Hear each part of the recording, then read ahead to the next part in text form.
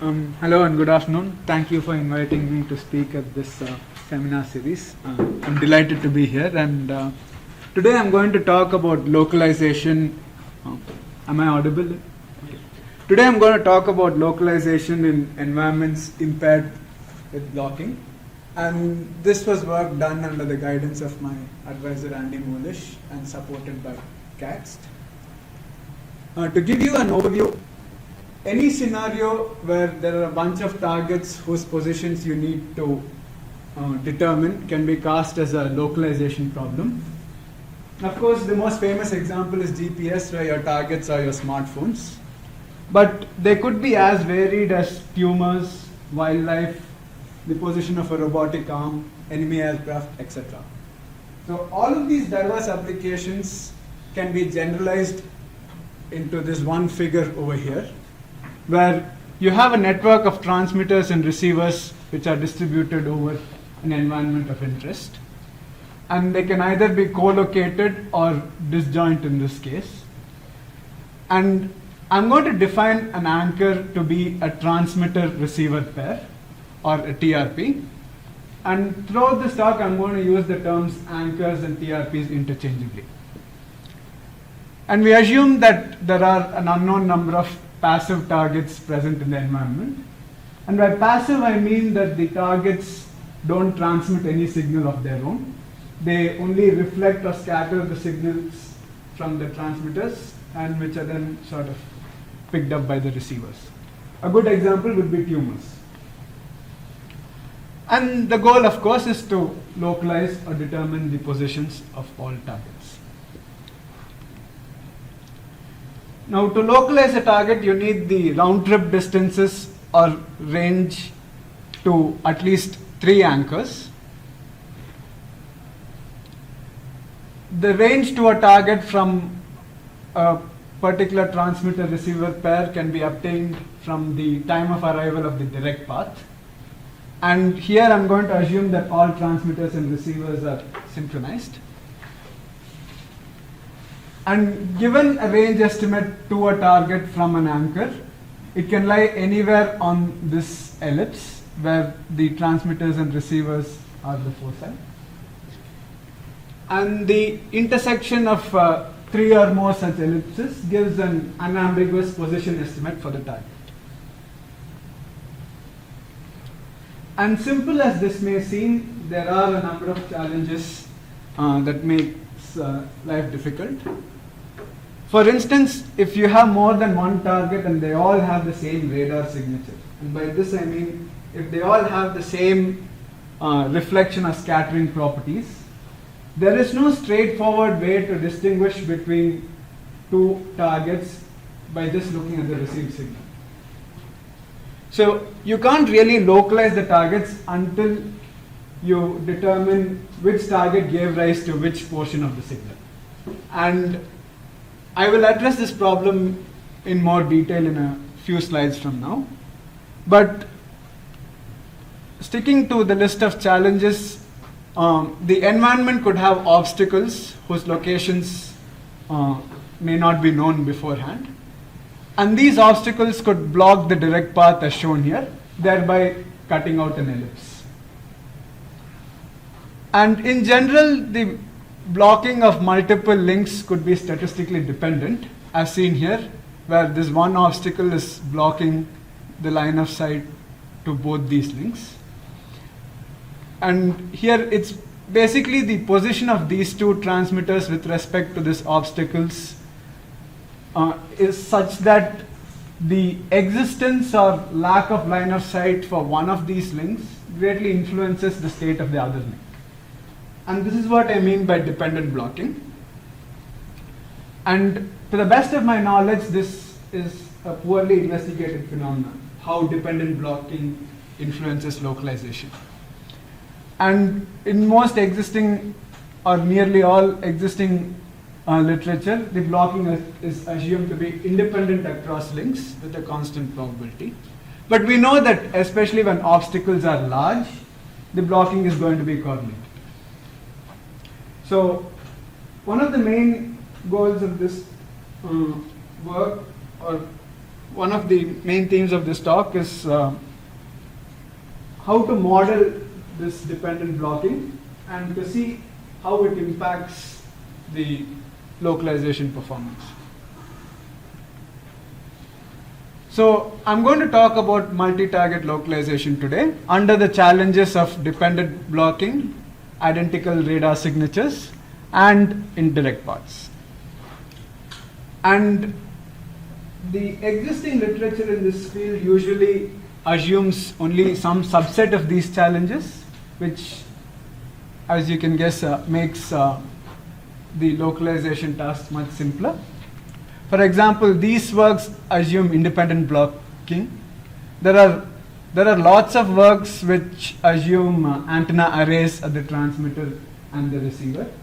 Now, if you have an array, in addition to the range values, you can also use the angle of arrival and the angle of departure, and this makes localization easy. But it may not always be practical to deploy antenna arrays. For example, if you are interested in tracking wildlife species in a forest and you want to airdrop your transmitters and receivers, arrays could be a bit unwieldy. So there is definitely merit to considering the problem where all transmitters and receivers have a single antenna, and that's going to be the assumption from here on. And in that particular case of single antenna transmitters and receivers, the existing literature doesn't consider blocking or indirect path. So we revisit this network from before, and we assume that the position of all the transmitters and receivers are known. And at each transmitter-receiver pair, multipath components are extracted whenever the signal strength at the receiver exceeds a particular threshold. And I'm going to assume perfect background cancellation. So any signal path that does not involve a reflection from a target is going to be removed. And as a result, an extracted peak could either be a direct path, indirect path, or a noise peak. So we have seen examples of direct paths and indirect paths before. And I want to distinguish between two kinds of indirect paths here, where the order of the reflection, the order of the target and obstacle reflection is interchanged. And I'm going to assume that if any signal that involves more than two reflections is too weak to detect. And by this model, at each transmit-receive pair, you obtain a bunch of peaks. And it is really important to first identify all the direct paths for each target. Here in this schematic, the label here 1 means this peak here is a direct path to target 1, and so on. And once you obtain this particular labeling or matching, as we call it, you can obtain a position estimate for, say, target 1 by just drawing these corresponding ellipses and seeing where they intersect. Note that it is also possible for a peak to have more than one label. But this matching, obtaining this matching is not trivial because, as I've said before, all targets have the same radar signature, so all peaks look the same. So this labeling won't be given to you, and you have a bunch of similar looking peaks, and you need to correctly identify which peak corresponds to which target. And the way we approach this problem is to try to account for or explain the origin of all of the peaks that you observe. So suppose this collection of peaks that you get is due to T targets and M reflection points due to obstacles. Let Rij denote the jth peak at the ith anchor, where capital I is the number of anchors and Ni is the number of peaks at the ith anchor. Now, if this particular peak Rij corresponds to a direct path to a target at this location, then that range the true range estimate is corrupted by thermal noise, and therefore the conditional direct path distribution, if you condition on the target locations, is Gaussian, where the mean is the true range or the true round trip distance. Similarly, for the indirect paths, if you condition on both the target location and the obstacle reflection point, their distributions are also Gaussian, with the mean equal to the true round trip distance. And finally, the location of a noise peak we model as a uniform random variable over our observation window denoted by this quantity, because a noise peak is equally likely to occur anywhere. Now, to decide whether a particular peak Rij is a direct path to the tth target or not, we define these decision variables. Note that there is an underlying ground truth regarding whether such a direct path exists or not to the tth target from the ith anchor, and this ground truth is not known to us because we don't know the map of the environment. We assume that we know nothing about the map of the environment. However, we can estimate this ground truth based on these decisions here. The principle being that if we decide a particular peak is a direct path from a particular anchor to a target, we are also saying that the line of sight from the transmitter to the target exists, and similarly line of sight between the receiver and the target also exists. So every time we decide a direct path exists, we are also inferring something about the environment, or we are inferring something about the existence or lack of line of sight conditions in the environment. And so we define these vectors, which here capture the ground truth, or decisions regarding the direct paths, and the corresponding estimates of the ground truth based on these decisions. And we can do this for the indirect paths as well, for the indirect paths of the first kind and the indirect paths of the second kind, and also for the noise peak. So these decision variables will help us to account or explain the origin of the peaks that we observe. So, any questions up to now? Good question. Yeah. So first you mentioned that you assume that they are all synchronized, right? So if they're not synchronized, what will happen and what we can do about that? So if they're not synchronized, you could do some. You could use time difference of arrival. So you take one particular, one particular anchor as a reference and subtract all the range estimates. So instead of looking at ellipses, we'll be looking at hyperbolas and seeing where they intersect. So that is one way to circumvent the need for synchronization. One more general question. So here you assume that GPS doesn't exist, or why not using GPS? Yeah, in some environment GPS may not exist, and GPS also requires sort of a receiver, whereas here if I just, my targets are going to be passive, so there's not going to be any circuitry or any such thing. If I just want to count how many people are, say, in a particular room or a shopping mall based on this one,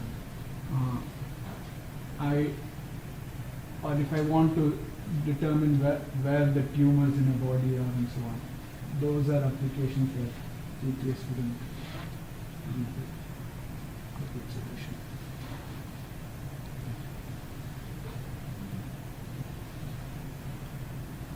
And so with all our terminology, we can cast the multi-target localization problem as a Bayesian estimation problem, where you can see this familiar minimum distance form that comes from the Gaussians.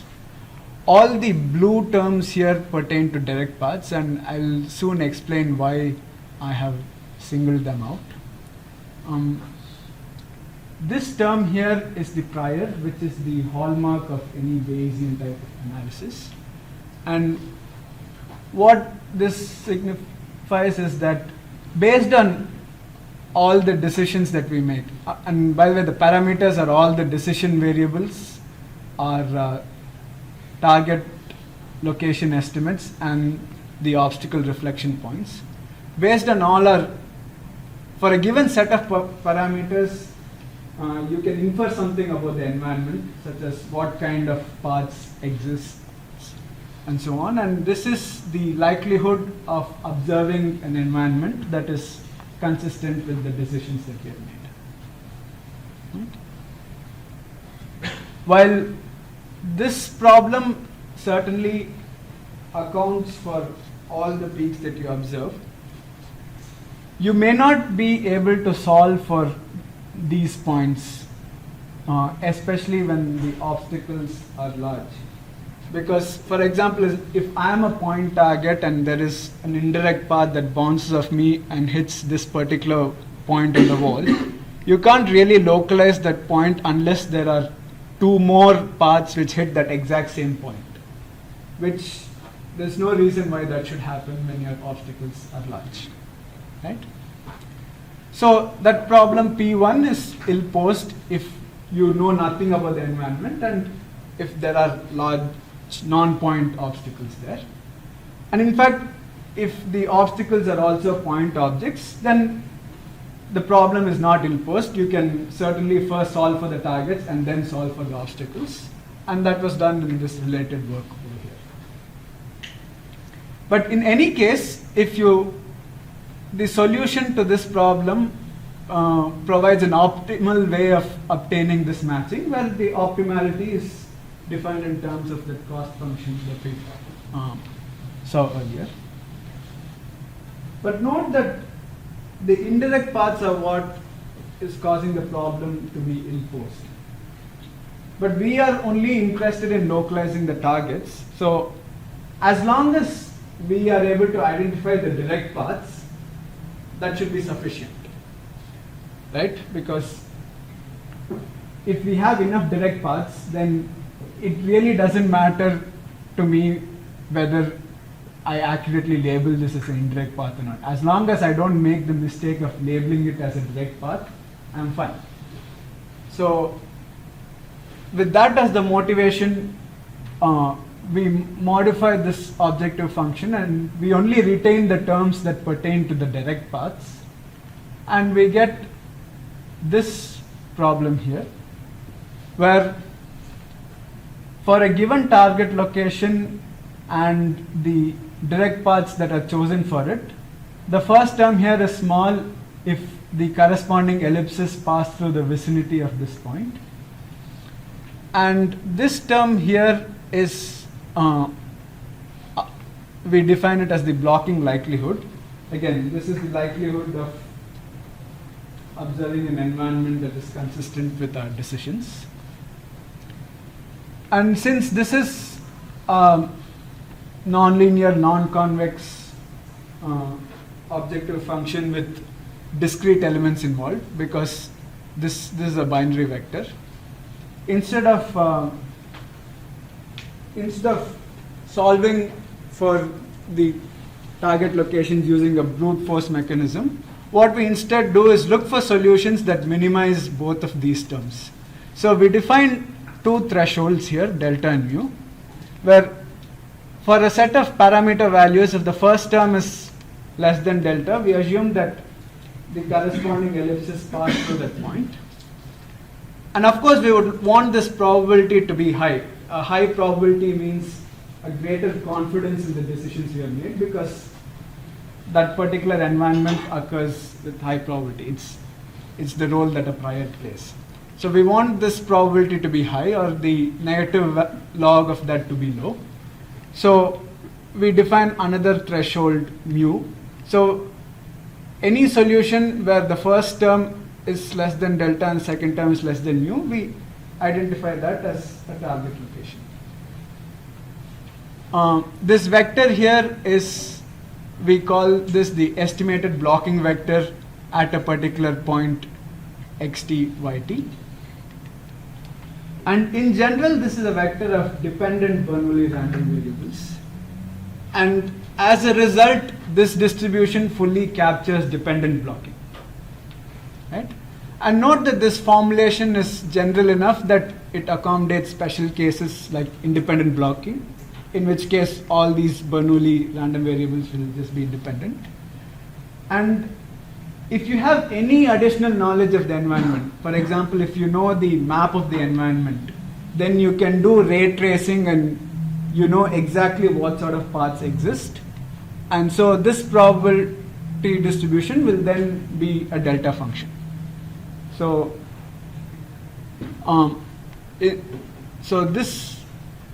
the way this problem is written, it is really general, and all existing literature can be special cases of this.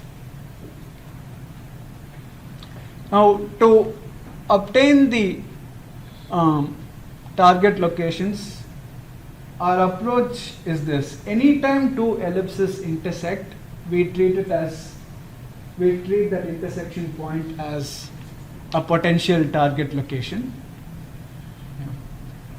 So let's consider this case where you have the first two TRPs.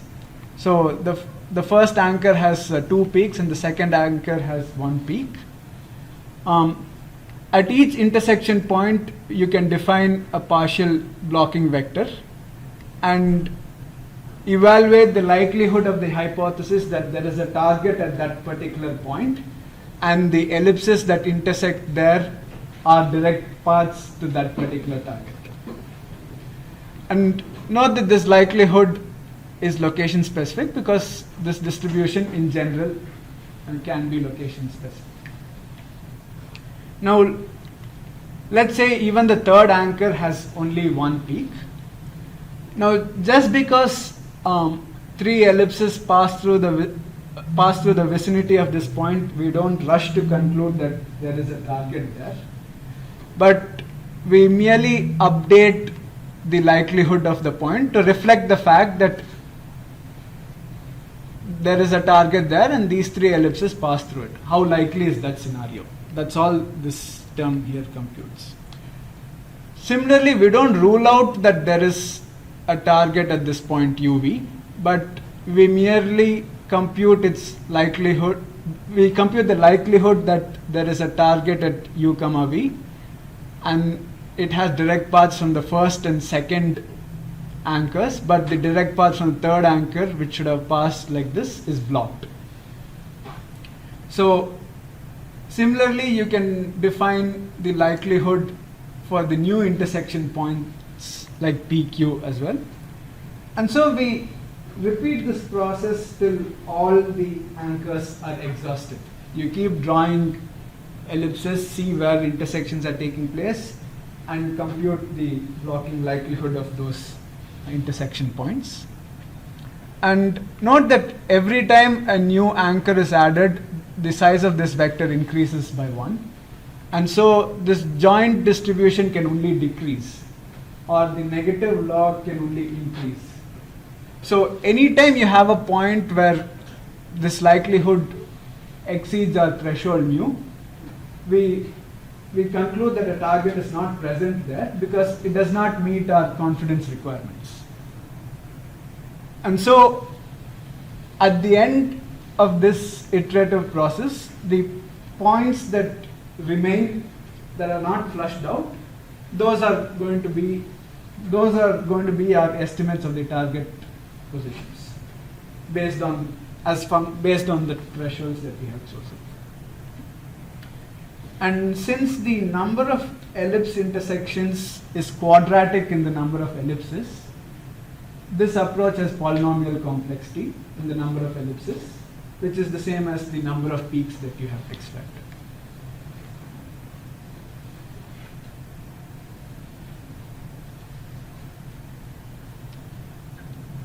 Regarding this threshold, how do you carefully pick these thresholds so that at least some points are the candidate for?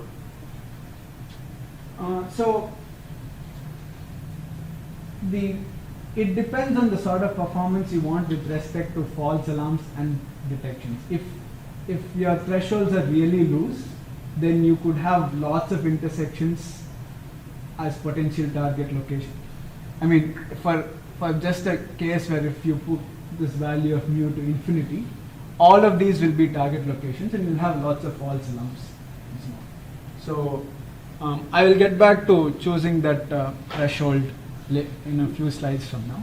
But you can control the performance regarding detections and false alarms based on how you choose these thresholds.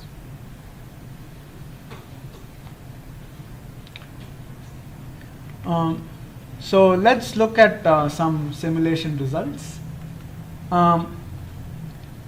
So we model obstacles as balls of diameter L.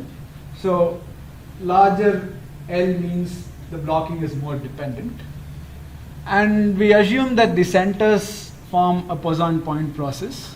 That is, the number of obstacles in this grid is a Poisson random variable with mean 2. And the reason we chose this toy model is that it gives a tractable blocking distribution which fully captures dependent blocking. And I'm going to assume 1 centimeter standard deviation for ranging error.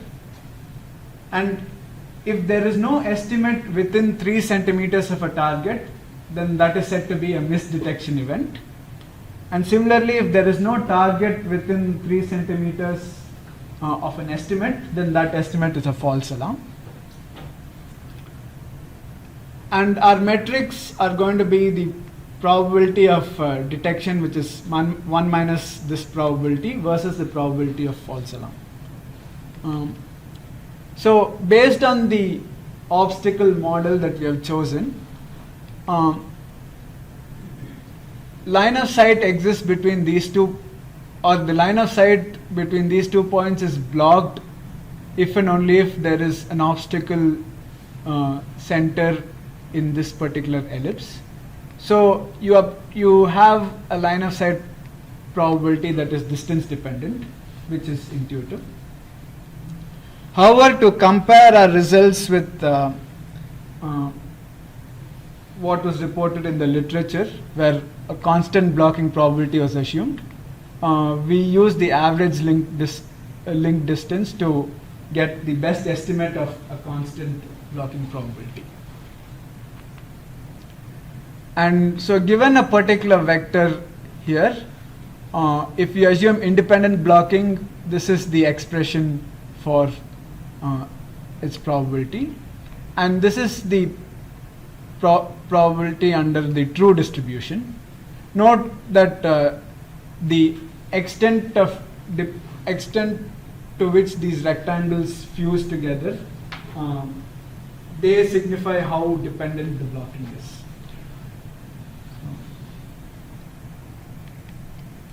And so if you consider this one case where we have 3 transmitters, 3 receivers, and 2 targets, for each target, all of these links are roughly the same length, and the obstacles are really small. So in this case, independent blocking holds, and the goal here is to just see whether we are able to reproduce the results that have already been reported, right? And as I said, the metric that we are interested in is the probability of detection versus the probability of false alarm. And you can see that we are able to match the performance that was reported in the literature. And this should not be very surprising, because independent blocking is only a special case of our formulation. Now, to really study the effect of dependent blocking, we made the obstacles very large. And so the average blocking probability of each link is more than half. So basically, if you assume independent blocking, then a point which has a smaller number of ellipses passing through them has much higher probability than a point which has like all 9 ellipses due to 3 transmitters and 3 receivers. Whereas under the true distribution, such points are more likely to be false alarms, where they have only a few ellipses passing through them. So when we averaged over all the transmitters, receivers, and target locations, we got something like this, where the true distribution is fine because we would ideally like to operate somewhere at this point. And this answers your question, where I have fixed my delta threshold to 3. So it's a normalized threshold, which is 3 times the sort of noise variance. So within 3 sigma of the noise, this one. And you can get various operating points by varying the second threshold mu. So if you want to operate at this point, just pick the mu that gives rise to this particular point, and you will achieve this level of performance. And here what we are seeing is that if you assume independent blocking, it turns out that false alarms are more likely than detections, and that's why you have this terrible performance over here.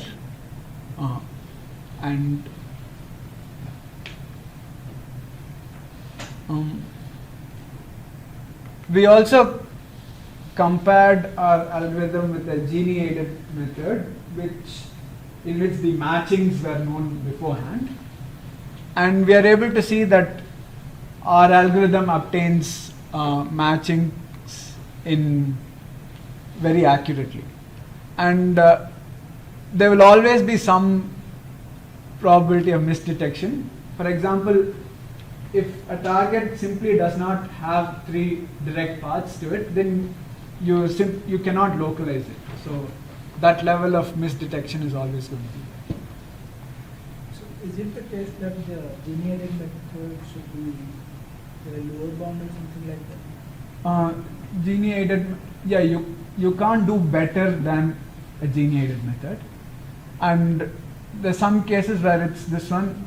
It can so happen that some indirect path, that ellipse happens to pass through a target, and so you are able to localize it even though actually there aren't enough direct paths. So some stray things can occur, especially when you have large number of multipath components.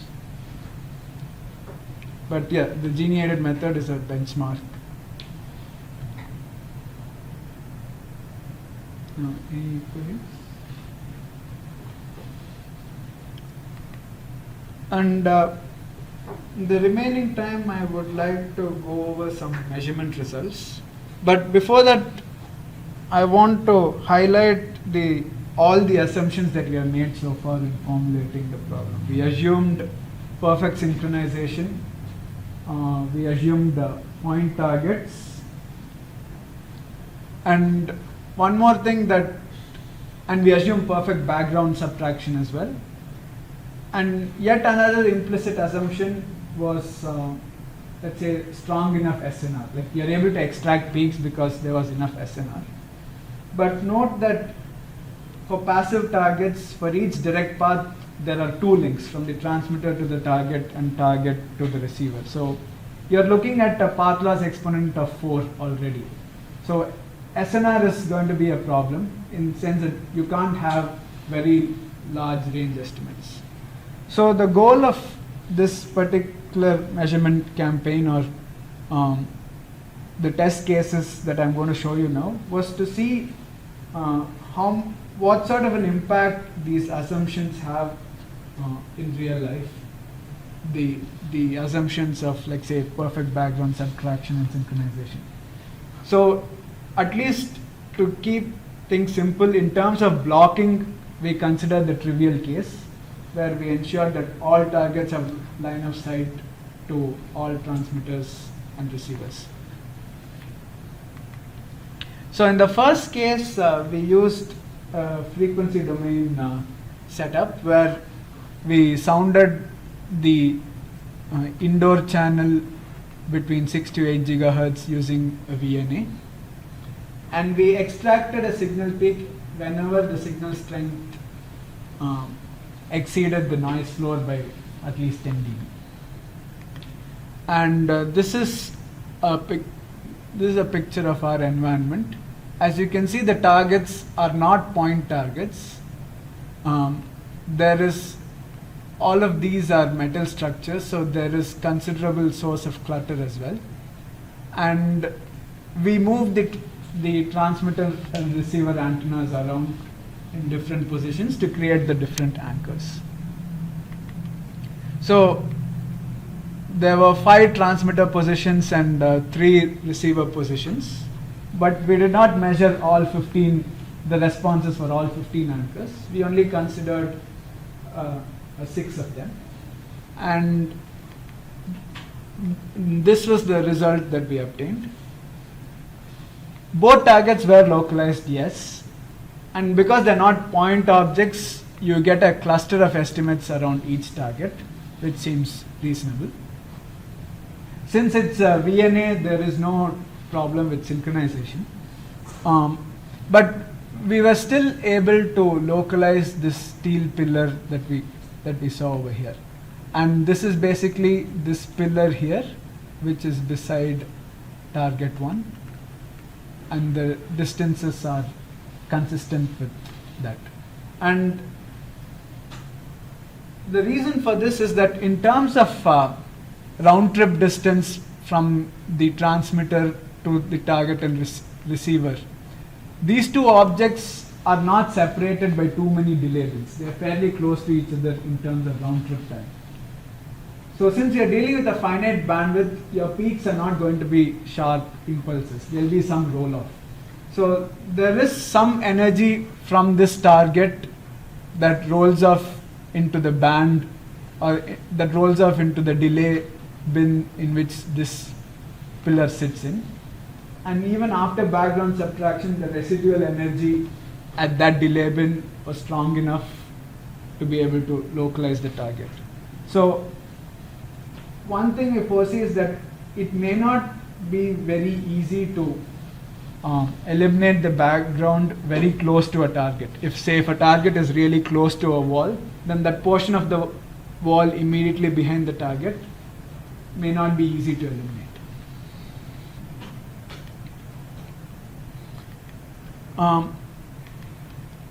In the second case, we used a time domain setup.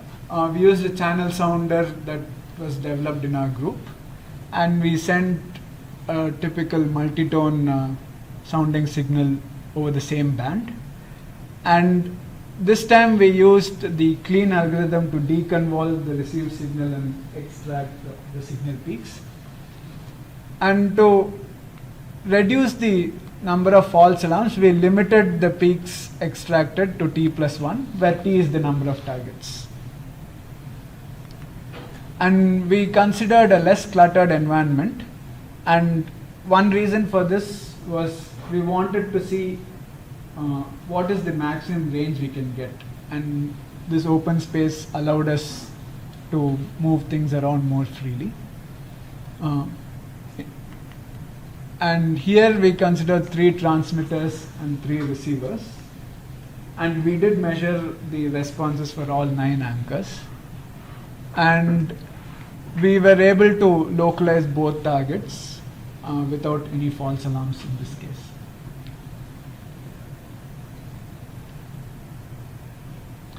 And so to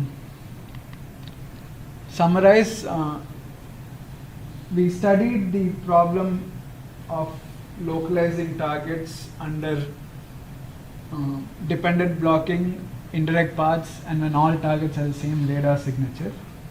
And the key idea was that it's not just how many ellipses intersect at a point that matter, but how likely is it that these many ellipses intersect at that point. And it is both these factors in conjunction which should determine your estimates for the target location. So I'd be thank you, and I'd be happy to take any questions. Sorry,